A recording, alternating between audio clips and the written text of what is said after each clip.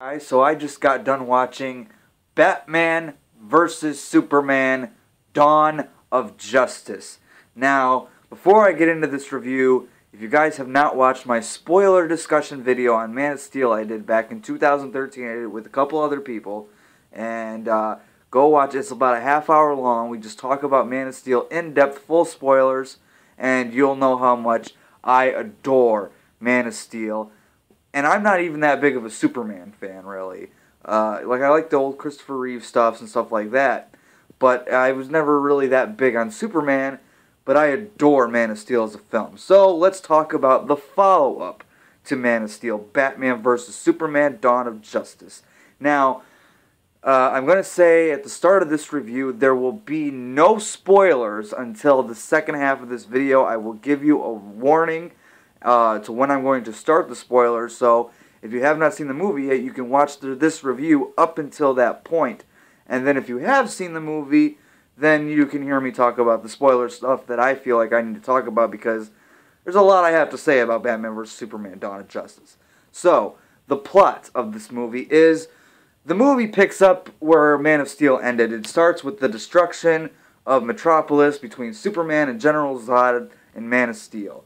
And we see Bruce Wayne was there, and we see how personal this is to Batman. And so, Bruce Wayne, whatever. Spoiler alert, Bruce Wayne is Batman. And then it picks up about, I think they said like 18 months after that. And we see Bruce Wayne still really pissed about the destruction of Metropolis. And there's an explanation, don't worry. I know he lives in Gotham, and but there's explanation there, I promise. And then the general public, the people of Metropolis, don't know if Superman is good or bad, and the city is kind of divided on how they feel about Superman. And Batman, his whole thing is Superman is this alien creature who has the power to wipe out the entire human race if he wanted to, and he has to be stopped. So that's basically the overall plot of Batman vs. Superman Dawn of Justice, without giving away spoilers. What I thought of this movie is, I'm mixed on it. There's a lot of stuff in this movie that I thought was really, really great and I absolutely loved. But there are a lot of stuff in this movie that also didn't work. And so I want to talk about some of the stuff, but like I said, some stuff I can't talk about in the first half because they are spoilers. So I'm going to try to do my best and stay away from spoilers until the spoiler half of this video. Let's talk about the stuff I liked. First off, Ben Affleck is Batman. I have been on board for Ben Affleck as Batman since day one, and I'm not one of those people who lie and say, oh yeah, I was always a fan of that guy. No, I'll tell you right now, Heath Ledger as the Joker, I hated that casting choice. I hated it until the movie came out, and then I'm like, alright, I'm going to eat my words on that one. Heath Ledger was phenomenal. There's a couple other casting choices that I was completely wrong about. So I will admit when I'm wrong. Ben Affleck killed it as Batman. To me, this is the best on-screen live-action Batman that we've had since Michael Keaton, in my opinion. In my opinion, Michael Keaton was my favorite Batman up until Ben Affleck. And he crushed it, he nailed it. Very, very different Batman than we've seen on screen as well. This Batman is not your granddaddy's Batman, buddy. This is not Adam West at all. It's not even Christian Bale. Much different Batman, and I gotta say, I loved it. Every time Batman, Bruce Wayne, or Alfred was on screen, I was eating that up. Let's talk about Alfred. Jeremy Irons plays Alfred in this movie. Another casting choice that I was fully behind, no question about it. Killed it as Alfred. Again, very different Alfred. This Alfred is a little bit more active. He kind of helps Batman on a couple of these missions and stuff like that. And he's more than just the voice of reason for Batman.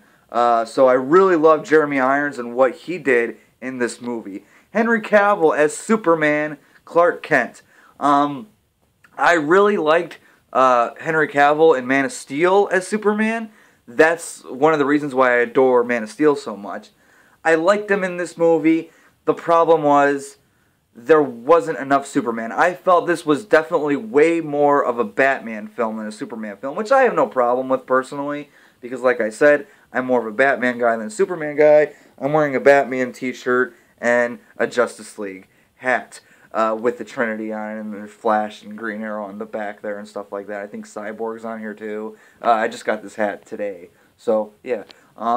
So yeah, I liked Henry Cavill's Superman. My problem is he should have been in the movie a little bit more. They should have had more with Superman, more with the Clark Kent that we got at the end of Man of Steel with the glasses and all that, working at the Daily Planet. We should have got more of that stuff, but no big deal. I still liked Henry Cavill when we did see him. Gal Gadot, or Gal Gadot, however you say her name. This is a casting choice I hated since day one. This is the casting choice that I could just not get behind. Anybody can look good in a suit. Alright, so when that trailer came out, I'm like, alright, yeah, she looks fine in the suit. But I don't think she's that good of an actress at all. I don't. So what did I think of Gal Gadot as Wonder Woman, Diana Prince in this movie? She was okay. Like, I didn't fully hate her like I was expecting to. But I didn't, like, I can't say she impressed me. I didn't say she wowed me. It did make me a little bit more interested in the Wonder Woman movie. Because, like I said, that's kind of getting into spoiler stuff right there. I'm just going to say that, like I said, she didn't impress me, but I didn't hate her as much as I was expecting to. She doesn't have too much to do in this movie. And I thought, honestly, her performance, she has like 12 lines in the movie. And her performance, for the most part, is pretty wooden, pretty flat. However, there was one really good line that she gave in this movie. And, you know, the way she was in some of the action sequences have potential. And I'm like, okay, so she's not the best, but she does have potential to get better. So hopefully, by the Wonder Woman movie, it'll be better. So, not fully hating on her like what I did when I was walking into the movie, but not fully impressed either. So that's all I'm going to say about Gal Gadot. Let's talk about another casting choice. Jesse Eisenberg as Lex Luthor. Another casting choice that I was not behind at all. I'm like, Jesse Eisenberg, sure, I like him as a comedic actor in like 30 Minutes or Less, Zombieland, Adventureland. You know, I don't mind Jesse Eisenberg. I don't have a problem with Jesse Eisenberg. I just thought, no way Jesse Eisenberg is the right fit for this movie. He's not. He's not a right fit for Lex Luthor. And sure enough, I was right. Completely right on that one. Because Jesse Eisenberg, every time Lex Luthor was on screen, I went like this. I did a face palm and I'm like, please just stop talking. Just get off the screen. I don't want to see any more of this. So yeah, Jesse Eisenberg, I don't know if it was the writing's fault or his acting's fault, or maybe both, but I could not stand Jesse Eisenberg in this movie. I'm sorry, I couldn't. Up until the last time we saw Lex Luthor, the very last time we see Lex Luthor in this movie, I'm like, that's the Lex Luthor that I wanted to see in this movie. I get it, character development, kind of, you know, things had to happen before he could become that Lex Luthor. Maybe, but, you know, that's the Lex Luthor that I wanted to see at the very, you know, the last time we saw him. So, but up until that point, he was just, like, really bad delivery on the lines, and it's just, no, I'm not a fan of Jesse Eisenberg as Lex Luthor. Holly Hunter's in this movie for a little bit, and, you know, it was cool to see her in this movie. She didn't do much, so I really can't say much about Holly Hunter. Her acting was fine, didn't have a problem. Diane Lane, it was cool to see her back. Lawrence Fishburne, great to see him back as Perry White. Amy Adams, I thought she improved a little bit as Lois Lane, because, like, I didn't have a problem with her in Man of Steel. She was okay in Man of Steel. This one, I think she got a little bit better, but still, there's still a whole lot they could have done with Lois Lane in this movie. So, maybe in Man of Steel 2, maybe she'll be in Justice League, I don't know. But I'd love to see more from Amy Adams. There's some great cameos in here, for sure. I'm trying to talk about stuff that I liked first. Okay, a lot of critics, let's talk about this for a second here. The critics have been bashing this film. They're saying it's a terrible movie. The fans are coming out mixed on it. And I can totally see where critics have the problem with it. No way it deserves the hate that it's getting from the critics. Nowhere near that. Because I still think it's an enjoyable movie. I like this movie quite a bit. But there's, like I said, there's just a lot of stuff in this movie that just didn't work. Visually, this movie's stunning. The action, every single action scene in this movie, I think is fantastic. Every single action scene is fantastic in this movie. For sure.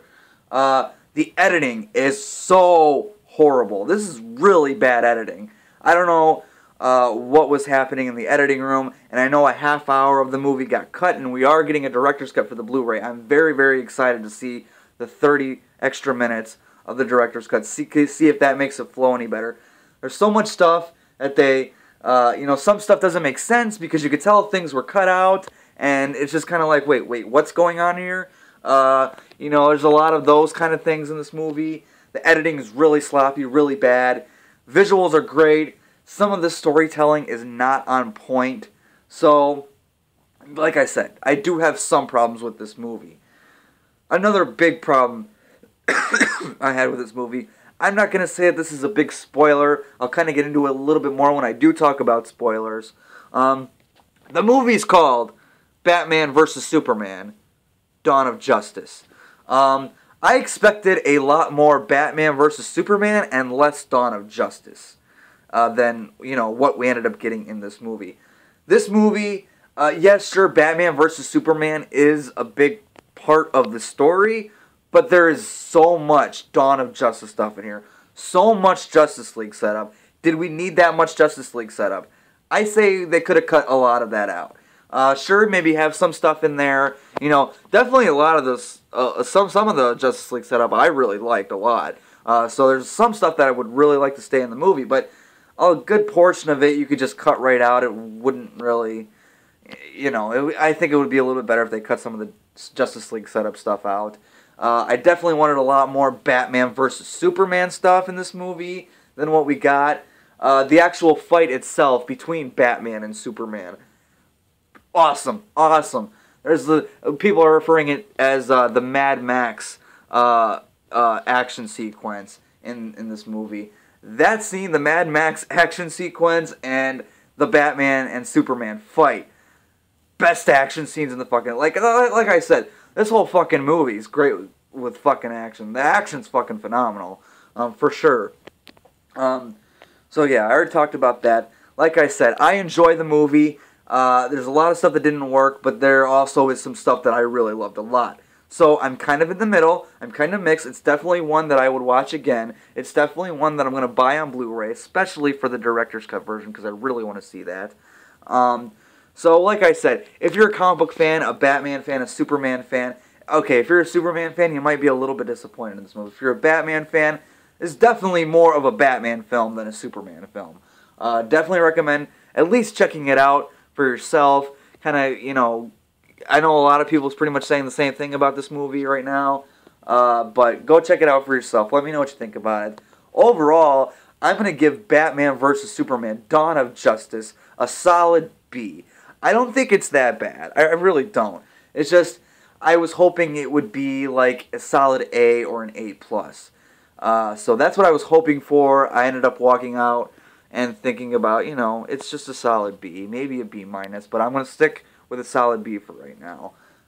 Maybe once I think about it more, it'll go down a little bit, but overall, I have a good time with it. Let's talk about some spoiler stuff. If you have not seen Batman vs. Superman, Dawn of Justice, I am going to be talking about spoilers from this point on. So if you have not seen the movie, stop watching right now. Okay, first let's talk about the cameos. The Justice League cameos. You got Flash, Cyborg, Aquaman, obviously Wonder Woman. I do need to talk about that. The Flash stuff, I really like. I really dug the Flash stuff. I wasn't expecting to see, I knew there was a good chance that we might see something from the Flash in this movie, and I like the Flash stuff. The Aquaman could have been better. They really, really hyped up Aquaman in this movie. He got his own action figure. He was on the poster. I really thought Aquaman was going to be in the movie a little bit more than what he was. I knew he wasn't going to have a big part. Maybe in the director's cut he has another scene or two. But, like I said, the Aquaman stuff was just okay. It could have been better. Like I said, this whole Justice League stuff, the Justice League setup could have been handled better. But you know, whatever. Cyborg. The Cyborg one was the weakest of them all, in my opinion, when they're showing the little clips. And by the way, how did Lex Luthor manage to get all those fucking logos? The thing pops up and they're all marked by their logos. Like, you got Wonder Woman logo, Aquaman logo, Flash logo, Cyborg logo. I'm like, how did Lex Luthor even fucking get their logos if they're not the fucking Justice League yet? There's so many small stuff like that in this movie that makes you just kind of go, wait a minute, no, this is not making sense. But anyway, so yeah, the Wonder Woman stuff I already touched on. But let's talk about the ending. I'm sure everybody wants to know my thoughts on the ending of this movie. The death of Superman. Superman dies in this movie. Now, obviously, he's going to come back for Justice League, but I don't think anybody was really expecting them to kill off Superman in the second film of this universe, even though, like I said, we all know he's coming back. Because there's no possible way they're going to do a Justice League movie without Superman. No way in hell. So, you know, it was a nice little surprise. I'm like, holy shit, DC and Warner Brothers has got some balls. They killed off Superman. I was not expecting that. Like I said, the Lex Luthor thing, hated Lex Luthor up until the last 5 minutes when he's in the jail cell and he's getting his head shaved off and Batman is in his cell threatening the shit out of Lex Luthor, and Lex Luthor's getting all pissed and he's like, you don't know what's coming and all that shit like that. That's the Lex Luthor I wanted to see. That, to me, is a great Lex Luthor performance. That fucking guy that we had the whole movie is, the red capes are coming, and by far, before I forget about this, the best line in the movie is, all I'm going to say is, the Granny's Peach Tea. Granny's Peach Tea, that's all I'm going to say, and if you've seen the movie, you know what I'm talking about. By far, the best line in the fucking movie. So, yeah. And there was another really, like, there was maybe 2 or 3 lines in this movie where I actually laughed. The rest of this movie's pretty dark. Not many humorous moments. But the other one I laughed at, obviously after the Granny's Peach Tea part, was when Batman comes in and saves Martha Kent, and he's like, it's okay, I'm friends with your son. And she's like, yeah, I kind of figured with the cape and everything. I'm like, alright. The Batman vs. Superman fight, I thought it was going to be like an even draw. Like, I thought the fight was going to be even. And for a while, the fight was even. They both got some great shots in on each other, for sure. It was a great fight, and I loved every second of that fight. I didn't really expect Batman to win. I mean, yes, Batman would kick Superman's ass with kryptonite. That's all he needs, really. But, and don't even try to get in a debate with me, alright? I'm not going to get in a debate. If you think Superman would win, that's totally cool. And I'm sure you have good reasons behind your theory, and you're, you know, looking at facts, quote-unquote facts, and, you know, all that stuff. But to me, I assumed Batman was going to win that fight in the end. And, you know, it was kind of nice to see Batman win. Let's see. What else was I going to talk about? Oh, I pretty much touched on, like, the big stuff. The whole thing of, I liked how Wonder Woman was used in the movie. I may not have liked Gal Gadot's performance, but I liked that this movie, a big fear of this movie is it's going to be overcrowded. It's going to be another Spider-Man 3. You're going to have Aquaman and Cyborg and Wonder Woman and Batman, Superman, Lex, Doomsday. Excuse me. The movie's not overcrowded. So I was very happy to see that, okay, this isn't overcrowded. Wonder Woman was not kind of shoehorned in there. She kind of comes and goes. I like how she was used. So that was nice. Obviously, the Aquaman and Flash stuff were all quick little cameos. And the opening of this movie, I love how they start off with the origin of Batman, basically. You know, the death of Thomas and Martha Wayne right in the opening credits. Very Incredible Hulk-like. You know, just get the origin done within the opening credits. I like that. Wasn't really expecting the movie to start. I thought it was going to be like some flashback in the middle of the movie. By the way, that Batcave, this is the best entrance to any Batcave on screen ever. Best entrance to the Batcave. He just jumps in the water, because you're kind of like, oh wait, so, you know, sooner or later, someone's going to find this Batcave. Not Ben Affleck's Batcave. No. They're never going to find that one. By the way, how cool was that Batcave? Very high tech and shit, and all the glass and cool. But yeah, absolutely, like I said, I had a good time with this movie. A lot of stuff didn't work, but the good definitely outweighs the bad for me. Also, at the very end, I do want to mention this. Lex Luthor, how did he fucking know that Darkseid was coming? How did he know? Now, I have a theory. I could be totally wrong on this, but obviously Superman is coming back to life. Did you happen to see Superman's casket?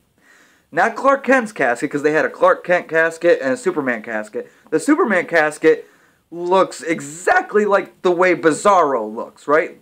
So I'm thinking, yeah, Clark Kent's going to come back in Justice League Part 1 as Bizarro. The Justice League are going to have to fight Bizarro, and it's going to leave a cliffhanger at the end of Part 1, and the cliffhanger will involve Darkseid, and Darkseid will be the villain in Justice League Part 2.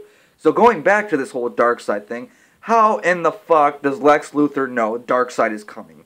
How does he fucking know that? Things like that, small little things like that, does not make sense in this movie. So, yeah.